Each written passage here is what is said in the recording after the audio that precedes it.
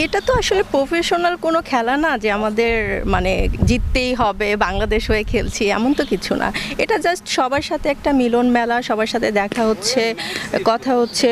আর হচ্ছে সব সময় তো এমন আমাদের শুটিং ছাড়া তো সব সময় এরকম দেখা হয় না সবার সাথে। সো আমি যেই টিমে আছি সেটা হচ্ছে অংশু ভাইয়ের টিম, জ্যাকব কিংস। আর আমি গতকাল প্র্যাকটিস করেছি, আজকে 1-2 ঘন্টা প্র্যাকটিস করলাম। আমাদের প্রত্যাশা ভালো, আমরা ইনশাল্লাহ ট্রফি নিয়ে যেতে পারবো। আপনাদের দলে স্পেশাল প্লেয়ার রয়েছে যে আসলে খুবই ভালো পারফরমেন্স করবে বলে আশা করি। আমাদের মেয়েদের মধ্যে আমিও খুব ভালো খেলছি, আরেকটা মেয়ে আছে জলি, ও খুব ভালো খেলছে।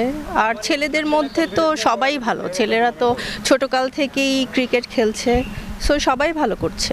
তো আপনারা আমরা আশাবাদী আমাদের টিম নিয়ে। হচ্ছে মিডিয়া জগতের লোক, আপনাদের আসলে ওইভাবে ক্রিকেট খেলা প্রফেশনালি হয় না বা হচ্ছে মাঠে যাওয়া খুবই কম হয়েছে, সেক্ষেত্রে আপনাদের এই চ্যালেঞ্জটা কীরকম আসলে?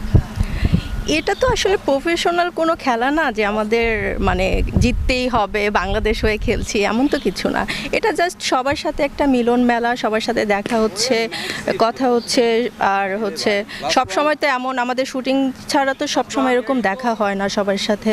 সো এইটা আমরা আনন্দ করছি, এনজয় করছি, এই তো।